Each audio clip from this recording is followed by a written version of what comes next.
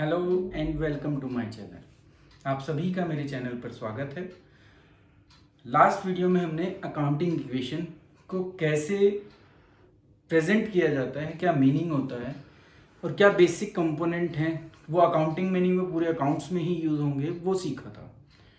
तो आज हम उसके फॉर्मेट के साथ साथ उन ट्रांजेक्शन को देखेंगे कि हम अकाउंटिंग इक्वेशन में ट्रांजेक्शन को रिकॉर्ड कैसे करते हैं, जो हमारे लिए बहुत इंपॉर्टेंट है। इक्वेशन है तो आपको ये याद रखना है कि वो दोनों इक्वल रहेंगी, तो हमें हर स्टेप पर उसको इक्वल करना है।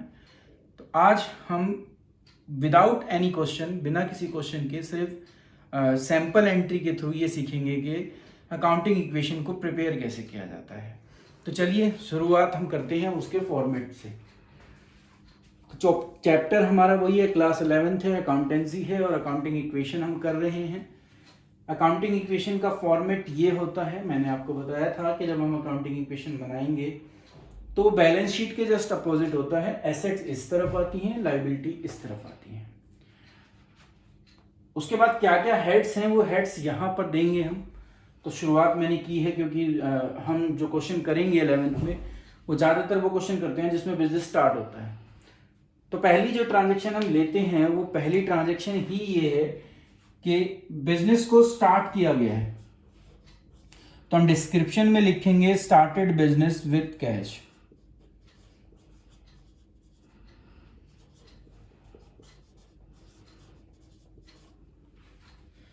तो ये हो गई हमारी पहली ट्रांजैक्शन जो है स्टार्टेड बिजनेस विथ कैश। तो देखिए आपको ये समझ में आना चाहिए कि हो क्या रहा है। डबल एंट्री सिस्टम है, तो इस सिस्टम के थ्रू अगर इस ट्रांजैक्शन को आप समझेंगे तो आपको पता चलेगा कि फर्म के पास कैश आ रहा है, मतलब कि कैश इंक्रीज हो रहा है। और कौन ला रहा है उस कैश को? ओनर। और जो ओनर जो भी कुछ लाता है वो किस में जाता है? कैपिटल। तो हमें ये पता चला इस ट्रांजैक्शन से कि हमारा कैश इंक्रीज हो रहा है और कैपिटल भी इंक्रीज हो रही है। आपको जो भी चीज अकाउंटिंग इक्वेशन में समझनी है वो प्लस और माइनस से समझनी है। तो ये दोनों ट्रांजैक्शन, जो दो इफेक्ट हैं इस एक पर्टिकुलर ट्रांजैक्शन के, वो दो इफेक्ट ये हैं, कैश भी इंक्रीज हुआ मतलब कि प्लस हुआ, कैपिटल भी इंक्रीज हुई। अब अमाउंट, तो अमाउंट हमने इस ट्रांजैक्शन में 50,000 लिया है, तो 50,000 अमाउंट कैश में आ गया हमारे पास। और इतना ही फर्म के ऊपर या बिजनेस के ऊपर लायबिलिटी हो गई कैपिटल के रूप में, क्योंकि वो ओनर का अमाउंट है तो इसलिए वो कैपिटल में लिखा जाएगा। ये पैसा बिजनेस में किसने लगाया? ओनर ने। तो जो अमाउंट ओनर इन्वेस्ट करता है वो कैपिटल कहलाती है। तो ये अकाउंटिंग इक्वेशन का एक सिस्टम है, जैसे हम उसको रिकॉर्ड करते हैं। तो देखिए asset side is always equal to liability side. तो हम देखें तो इस तरफ भी 50,000 है, इस तरफ भी 50,000 है। तो ये लाइन आपको इक्वल के लिए समझनी है कि it is equal to equal. Next transaction लेते हैं जो हमें ये बता रही है कि हमने क्या किया, डिपॉजिटेड इनटू बैंक। कुछ पैसा जब हमने बिजनेस शुरू किया है तो हम पैसे को बैंक में जमा करा रहे हैं, क्योंकि बहुत सारी डीलिंग हमारी बैंक से होती है। तो हम कैश का कुछ हिस्सा बैंक में जमा करा रहे हैं। तो देखिए क्या हुआ, सेकंड ट्रांजैक्शन के लिए दो अकाउंट, क्योंकि देखिए दो अकाउंट चलेंगे, एटलीस्ट दो चलेंगे, दो से ऊपर भी मिलेंगे आपको कहीं। तो सेकंड ट्रांजैक्शन में जो हमारा पहला अकाउंट है जो इफेक्ट हो रहा है वो कैश का हो रहा है। कैश आपके पास से जा रहा है तो कम हो रहा है, ठीक है, मतलब कि माइनस। दूसरा जो इफेक्ट पड़ा वो किस पर पड़ा? पैसा कहां गया? हमारे बैंक में। तो क्या हुआ, बैंक जो है बढ़ गया, बैंक में पैसा पहुंच गया। तो इसका मतलब क्या हो रहा है? प्लस। अब इसमें आपको मैंने 5 वो चीजें बताई थी कंपोनेंट, तो आपको हर बार वो कंपोनेंट भी याद रखने हैं। कैश मुझे कुछ ना कुछ देता है, मेरी एसेट है क्योंकि मेरे पास है और मैं इसका यूज करूंगा तो मुझे कुछ ना कुछ मिलेगा ही मिलेगा। बैंक में पैसा तो जरूर पहुंच गया है, तो वो मेरा अभी भी, दैट्स मीन्स वो भी मेरी क्या है? एसेट। तो कैश भी एसेट है, बैंक भी एसेट है। इन दोनों का ही मैं यूज करूंगा और इनसे अपने बिजनेस को आगे बढ़ाऊंगा। तो दोनों एसेट हैं मेरी। यहां पर जब यू रूल एप्लीकेबल हो रहा तो कैश एसेट थी इसलिए एसेट साइड में लिखा गया था। कैपिटल लाइबिलिटी है क्योंकि पैसा उस ओनर को वापस देना पड़ेगा बिजनेस को, तो इसलिए लाइबिलिटी में लिखा था। तो पहले तो आप ये देखिए कि एसेट है, लाइबिलिटी है, कैपिटल है क्योंकि वो बताई थी, फिर एक्सपेंस है, अभी एक्सपेंस पर नहीं पहुंचे, जब पहुंचेंगे तो उसकी भी बताऊंगा। तो अभी हमने क्या देखा यहां पर कि कैश और बैंक इन दो पर इफेक्ट पड़ा, और मैंने बताया कि दोनों ही चीजें क्या है हमारी एसेट्स। तो ऑब्वियसली इनको कहां शो करना पड़ेगा हमें, इस एसेट हेड के अंदर। तो कैश का कॉलम ऑलरेडी बना हुआ है, यहां पर अब आप बैंक का कॉलम बना लीजिए। तो बैंक का एक नया कॉलम बन जाएगा। यहां बैंक में कोई ट्रांजैक्शन नहीं थी तो डैश लगाना होता है। कैश आपका कम हो रहा है, इस ट्रांजैक्शन में हमने जो बैंक में कैश जमा कराया है वो 10,000 कराया है, क्योंकि अभी एग्जांपल से समझा रहा हूं। तो 10,000 हमारा कैश कम हो गया, और वो 10,000 कहां पहुंच गए, हमारे बैंक में। क्या ओनर की कैपिटल पर कोई इंपैक्ट पड़ा इसका? नहीं। तो इसलिए लायबिलिटी साइड से कोई छेड़छाड़ नहीं हुई, जो भी इंपैक्ट पड़ा वो एसेट पे ही पड़ा। अब आप देखोगे तो कैश अब हमारे पास नया 40,000 बचता है, और बैंक में हमारे 10,000 रुपए हैं। तो जब ये दो ट्रांजैक्शन के बाद इक्वेशन बनकर निकलती है तो उसको हम न्यू इक्वेशन कहते हैं। तो हर दो ट्रांजैक्शन पर, अब ये एक ट्रांजैक्शन अपने आप है, हमारी न्यू इक्वेशन निकलेगी। अब जो तीसरी ट्रांजैक्शन बोलेंगे इसके बाद प्लस माइनस करेंगे तो फिर क्या आएगा, फिर नई इक्वेशन। तो अब हर ट्रांजैक्शन पर नई इक्वेशन बनकर आएगी। आपको ये नई इक्वेशन हर बार बनानी है, और ये चेक करना है कि क्या एसेट और लायबिलिटी इक्वल है। तो देखिए 40 प्लस 10 कितने होते हैं, 50। उस तरफ कितना है, 50। तो दोनों साइड क्या चल रही है, इक्वल, और ये हमेशा इक्वल ही चलती है। तो ये दो ट्रांजैक्शन, बेसिक ट्रांजैक्शन अभी आपको बताई। अब हम थर्ड ट्रांजैक्शन पर पहुंचते हैं, और क्योंकि बिजनेस कर रहे हैं तो कुछ ना कुछ खरीदेंगे, खरीदने के बाद ही बेच सकते हैं, या किसी चीज का प्रोडक्शन करेंगे तो भी रॉ मटेरियल खरीदना पड़ेगा। तो अब मैं जो चीज समझाऊं उससे पहले आप दो चीजें समझ लीजिए। एक होता है गुड्स और एक होती हैं एसेट्स। तो कल आपको समझाया था, आज सिर्फ उसको रिवाइज करा रहा हूं। देखिए अगर मैं अपने बिजनेस को लिखूं कि मेरा बिजनेस जो है वो फर्नीचर सेलर का है,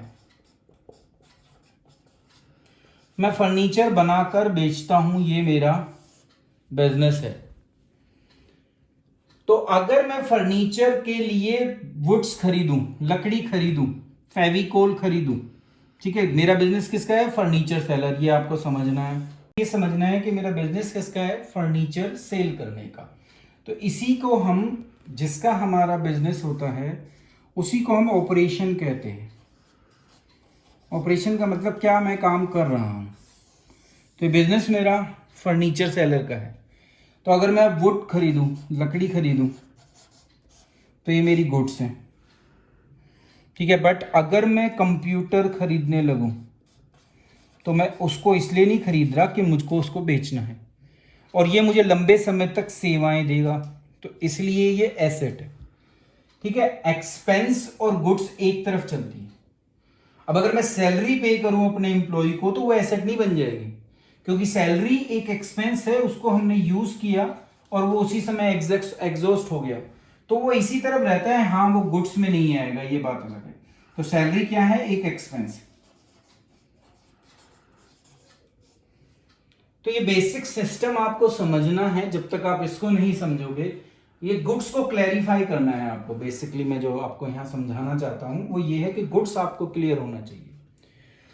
तो फर्नीचर सेलर के लिए वुड्स, फेविकोल जो वो यूज करेगा पेस्टिंग करने के लिए, वो जो माइका खरीद रहा है, सलमाइका, वो सब, ऐसा जितना भी आइटम्स हैं ये सब उसकी गुड्स हैं। तो जब ऐसी चीज वो खरीदेगा तो उसको हम गुड्स कहेंगे। पर अगर वो फर्नीचर खरीदे, बिल्डिंग खरीदे,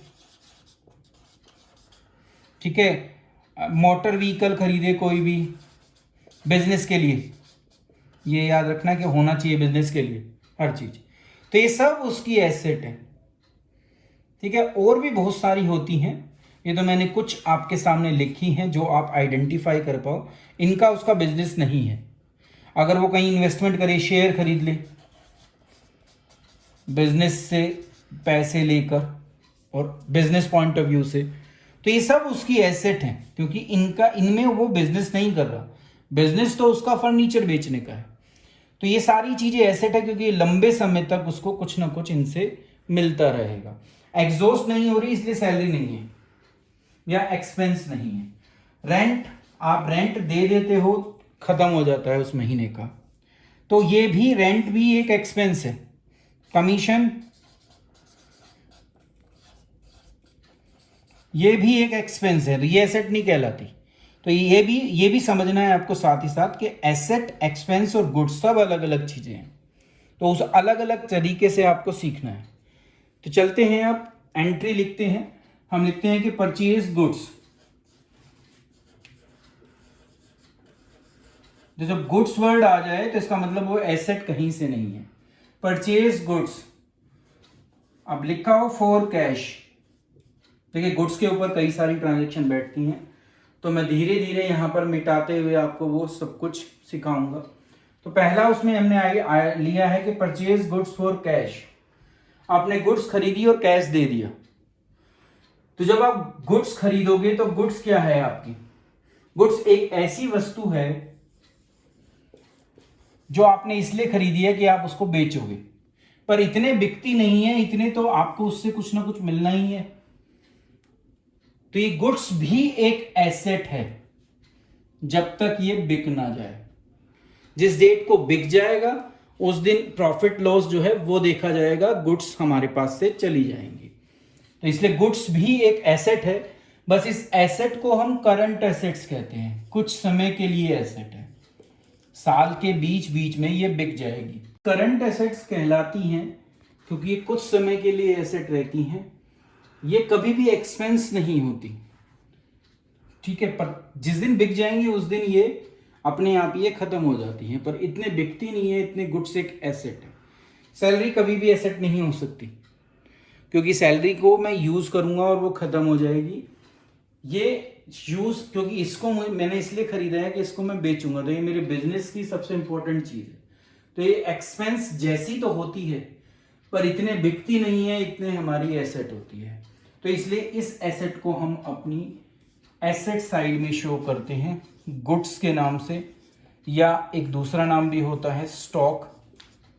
तो इसको हम स्टॉक भी कह सकते हैं। स्टॉक का मतलब वो पार्ट जो अभी तक बिका नहीं है। ये अभी मेरे पास एग्जांपल है, उसके अंदर फर्नीचर है, तो फर्नीचर को हमने गुड्स माना है।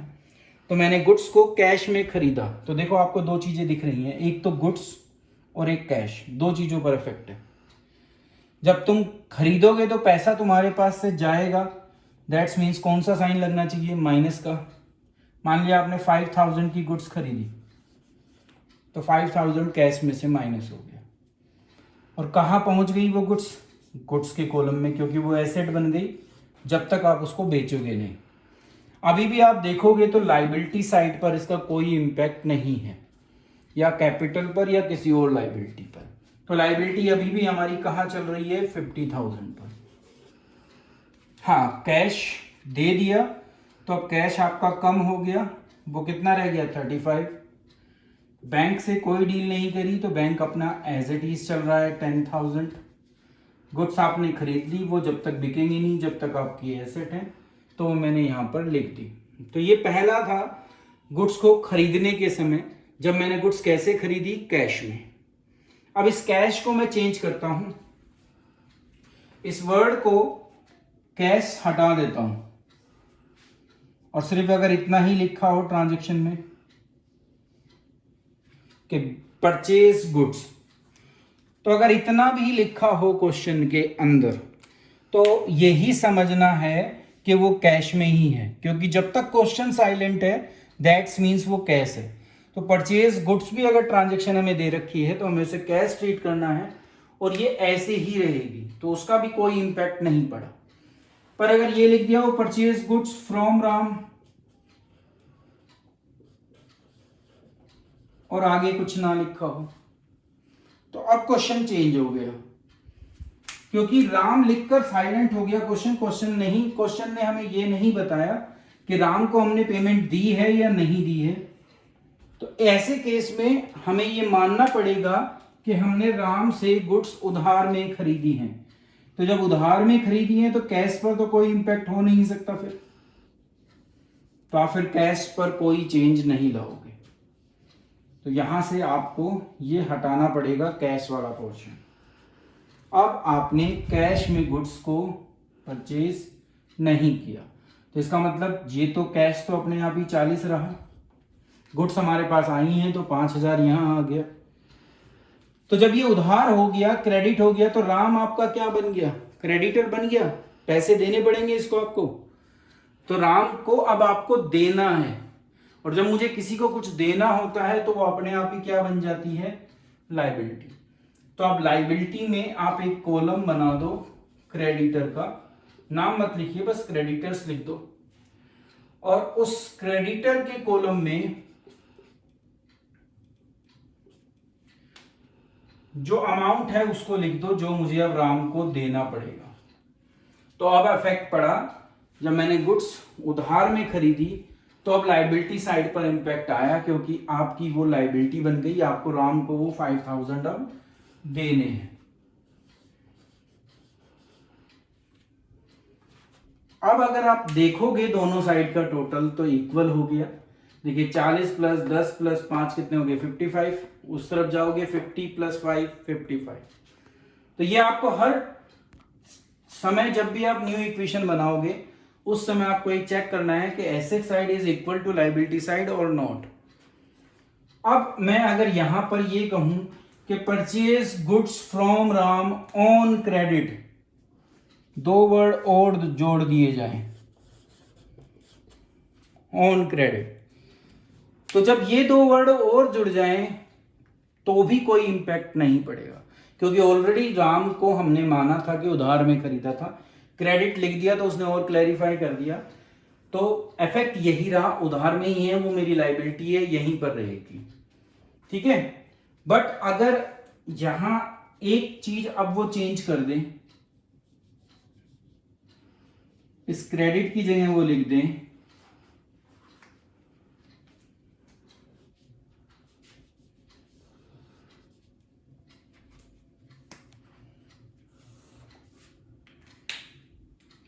अब वो लिख दे कि purchase goods from Ram in cash, in आएगा,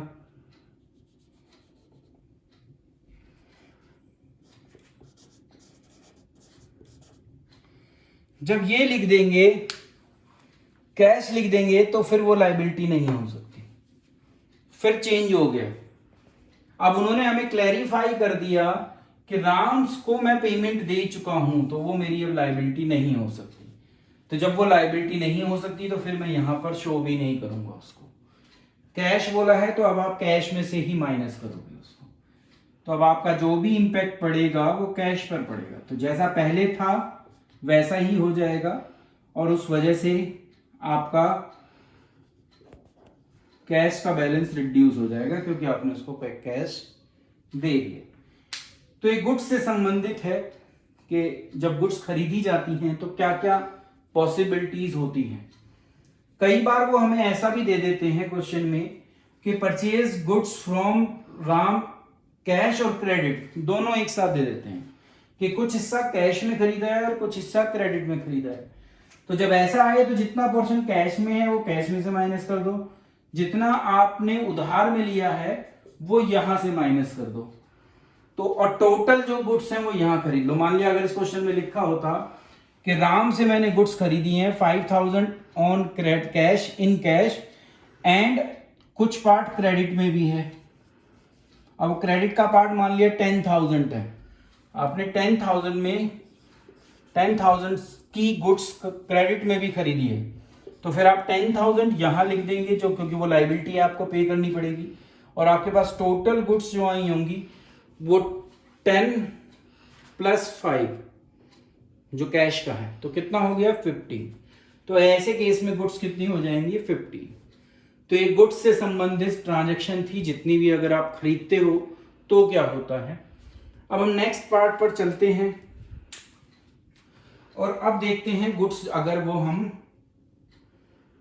सोल्ड करें। नेक्स्ट जो पोर्शन आता है अब हमारा वो सेलिंग का आता है कि अगर गुड्स को हम बेच रहे हैं तो हम क्या करेंगे। तो अब हम जो काम करेंगे वो गुड्स को बेचने का करेंगे। तो नेक्स्ट ट्रांजैक्शन हमारी आती है गुड्स को बेचने से संबंधित। इसको थोड़ा आपको ध्यान से समझना है क्योंकि यहां कई सारे अकाउंट अफेक्टेड होंगे आपके। तो हम शुरुआत करते हैं और लिखते हैं सोल्ड गुड्स। ठीक है, सोल्ड गुड्स इतना लिखकर अभी मैं छोड़ रहा हूं। ठीक है, जो गुड्स बेच रहा हूं उसकी कॉस्टिंग हमें पता होती है। तो यहां जो मैंने अभी एग्जांपल लिया है इसमें कॉस्टिंग है उसकी 5000 और आप उसको सेल जो कर रहे हैं वो कर रहे हैं 7000 में। तो आपके लिए ये दोनों ही अमाउंट इंपॉर्टेंट हो जाते हैं, कॉस्ट कितनी है उसकी और उसको बेचा कितने में जा रहा है। और क्वेश्चन में अगर सिर्फ यही दो वर्ड लिखे हो तो इसका मतलब ये कैश में सेल है। ये कैसी सेल है? कैश। अगर सिर्फ इतना लिखा हो तो कैश सेल का कैसे इंपैक्ट डालेंगे अब ये देखते हैं। देखिए, गुड्स बेच रहे हो, जब आप बेचोगे गुड्स तो आपके पास कैश आएगा ना, आप उसको रिसीव्ड करोगे। कैश आया, कितना आया? जितने में बेचा। बेचा कितने में? 7। तो 7000 कैश बढ़ा दो क्योंकि पैसा आपके पास आ गया। क्या गया आपके पास? ये तो आने वाला पार्ट है जो आ रहा है।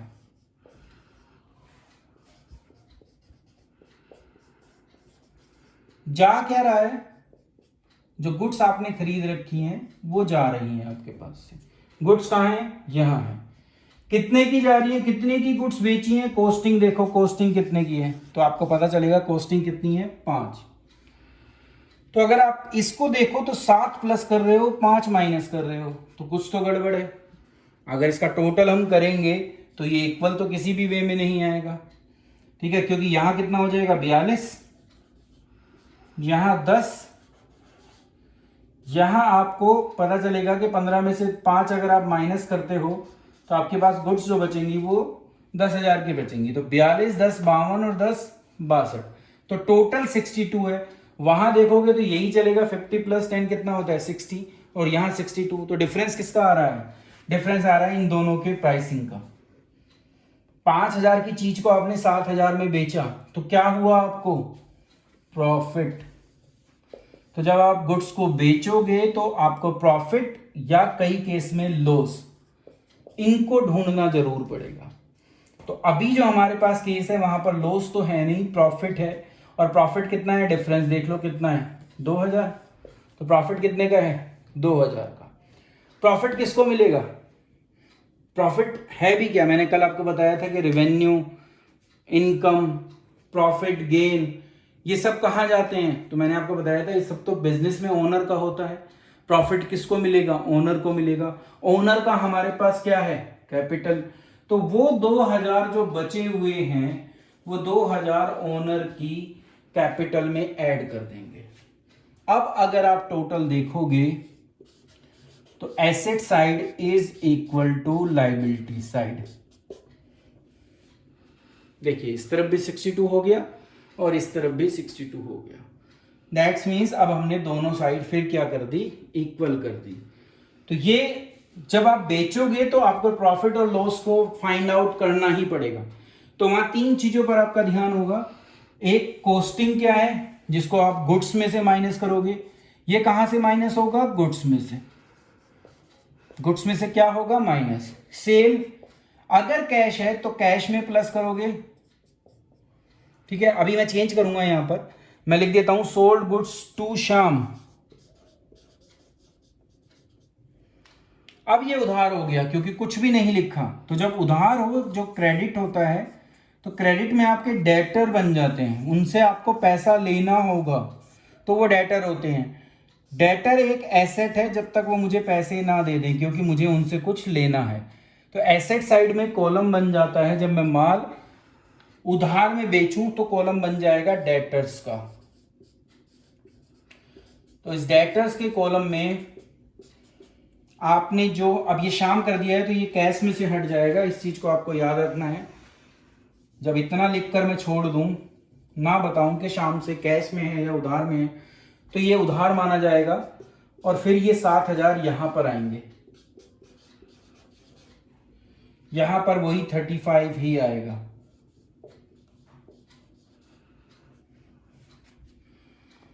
तो जो सेल होती है या तो वो कैश में जाएगी या डेटर में जाएगी, ठीक है। और तीसरी जो चीज आएगी, यहां पर 3 अकाउंट अफेक्टेड है या 3 ट्रांजेक्शन आ रही हैं। एक वैसे डबल होती हैं, इस केस में 3 हो गई, क्योंकि कैपिटल में प्रॉफिट या लॉस को आपको ऐड करना पड़ेगा।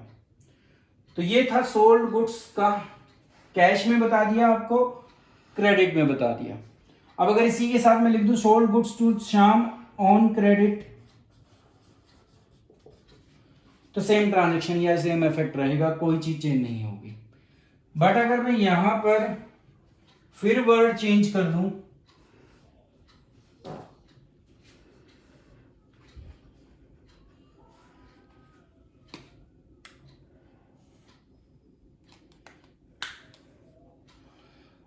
मैं यहां पर लिख दूं कैश, कैश लिखते ही फिर चेंज हो जाएगा सिस्टम, ये यहां से उठकर फिर दोबारा से कैश में आ जाएगा।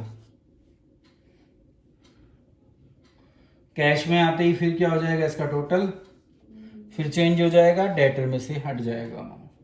यहां पर कितना हो जाएगा 42। तो ये था जब गुड्स को बेचा जाए।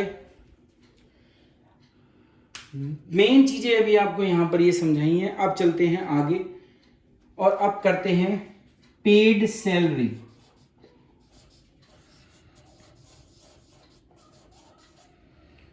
तो सैलरी जब वर्ड आए तो सैलरी से आपको समझना है कि क्या ये एसेट है, तो पता चलेगा नहीं, क्योंकि यूज कर ली, खत्म हो गई, बार बार यूज नहीं होगी, तो सैलरी एक एसेट नहीं है। तो क्या लायबिलिटी है? नहीं। अब जब वर्ड पेड लिख दिया तो आपने तो पे कर दी, अब लायबिलिटी कैसे है? तो लायबिलिटी भी नहीं है, तो ना एसेट है ना लायबिलिटी है, तो यहां वैसे तो आएगी नहीं। तो फिर आपको याद आएगा कि ये क्या है, एक हमारा एक्सपेंस, ठीक है। तो जब पेड सैलरी है, पेड वर्ड लिखने से एक चीज समझ में आ जानी चाहिए कि आपका कैश कम हो रहा है, कैश डिक्रीज हो रहा है, कैश माइनस हो रहा है, क्योंकि आप पैसे दे रहे हो। मान लिया 2,000 की सैलरी थी तो आपने 2,000 रुपये सैलरी के पेड कर दिए, तो मैंने अपने कैश में से 2,000 रुपये माइनस कर दिए। ये हमें इस पेड वर्ड से समझ में आया। अब जो इम्पैक्ट है वो सैलरी का है।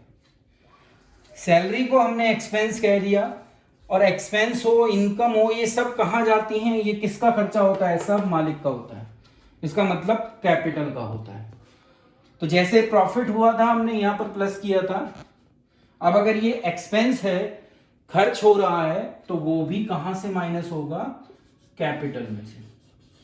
तो आप ये 2,000 जितने भी कोई भी एक्सपेंस आए, पेड सैलरी की जगह अगर पेड रेंट भी हो जाए ना, पेड कमीशन भी हो जाए, पेड स्टेशनरी हो जाए, ठीक है, पेड पोस्टेज चार्जेस हो जाए, पेड कन्वेंस हो जाए, ये सब एक्सपेंस रहेंगे और ये सारे के सारे ही हमारे कैपिटल में से माइनस होंगे।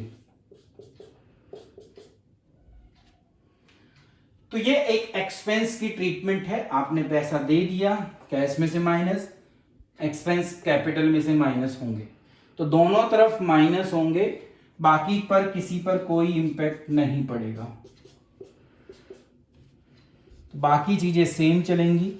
अब अगर आप टोटल चेक करेंगे तो आपको पता चलेगा कि वो इक्विवेलेंट ही आ रहा है।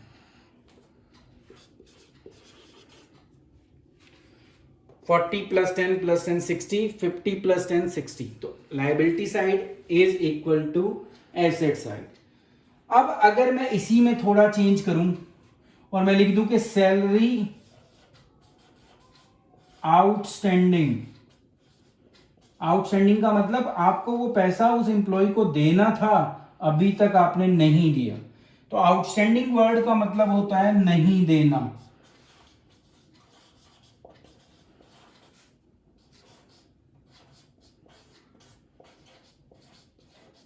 या कहें नॉट पेड। तो जब पे नहीं हुआ तो कैश में से तो माइनस नहीं हो सकता।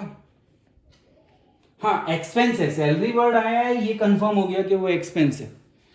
ठीक है, अब एक्सपेंस है तो माइनस यहीं से होगा। मान लिया 1,000 रुपए सैलरी आउटस्टैंडिंग है, तो वो 1,000 कैपिटल में से तो माइनस होंगे क्योंकि वो मेरे एक्सपेंस है। तो ये तो पता चल गया कि क्योंकि वो सैलरी है और सैलरी एक एक्सपेंस है तो मैंने कैपिटल में से माइनस कर दिया। पैसा दिया नहीं, ना कैश से ना बैंक से, तो इसलिए एसेट साइड पर कोई इंपैक्ट नहीं पड़ सकता। तो एसेट साइड जैसी है वैसी ही रह जाएगी। तो दूसरा इफेक्ट कहां गया फिर भाई? एक इफेक्ट तो रह गया ना। अभी तो ये दोनों साइड इक्वल नहीं है, 60 है, वहां पर 59 आएगा। नहीं दिया इसका मतलब क्या? आपको देना भी नहीं है, देना है। ये आपकी ऑब्लिगेशन है, मतलब कि लायबिलिटी है। तो लायबिलिटी है तो लायबिलिटी में एक कॉलम बना दो आउटस्टैंडिंग का। तो आउटस्टैंडिंग का एक कॉलम बन जाएगा और इस कॉलम में जो पैसा आपको देना है एक्सपेंस का, जो आप नहीं दे पाए, वो शो कर देंगे।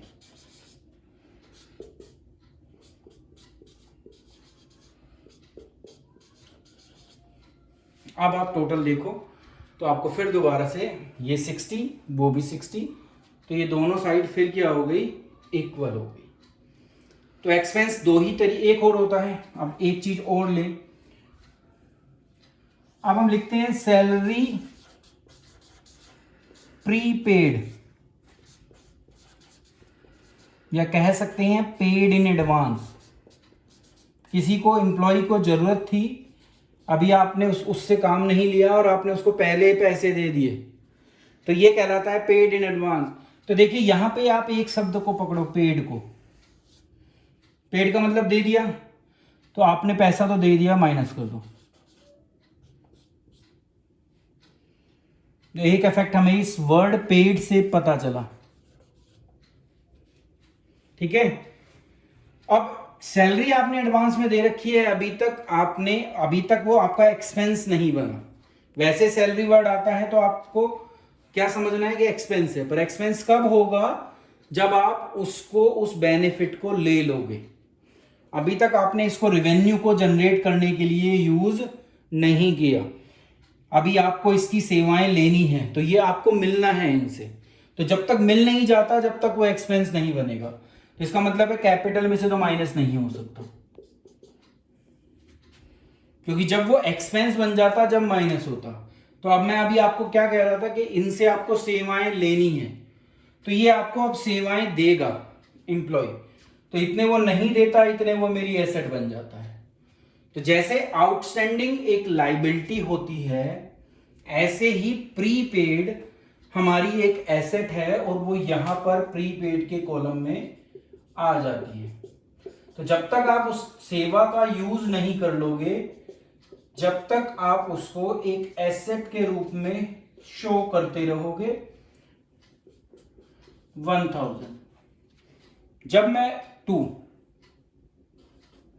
जब मैं सेवा का यूज कर लूंगा तो वो कैपिटल में से माइनस हो जाएगा। अभी ये क्या है? मेरे लिए एक एसेट है। तो आप फिर आप टोटल देखोगे तो आपको टोटल इक्वल मिलेगा।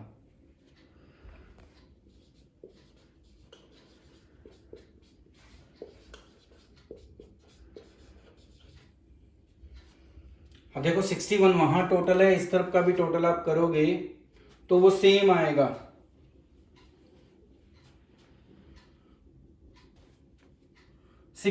दोनों तरफ का टोटल जो है वो कितना है? 60 है। 49 प्लस 150 प्लस 10 60। यहां देखिए 38 प्लस 2 40 प्लस 10 50 प्लस 10 60। तो दोनों साइड का टोटल इक्वल होना चाहिए। अगर इक्वल नहीं है तो हमने क्वेश्चन गलत कर दिया। तो ये एक्सपेंसेस की ट्रीटमेंट थी। एक्सपेंस या तो पे करोगे, या आउटस्टैंडिंग होगा, या प्रीपेड होगा। तो अभी के लिए इतना। नेक्स्ट वीडियो में इनकम और कुछ और ऐसी ही ट्रांजैक्शन के साथ आपके सामने फिर आऊँगा। चैनल का नाम खोकर प्रेजेंटेशन है। वीडियो अच्छी लगे तो लाइक करना, कमेंट करना, शेयर करना मत भूलिए। और अभी तक भी अगर आपने चैनल सब्सक्राइब नहीं किया है तो चैनल को सब्सक्राइब कर दें। Thank you.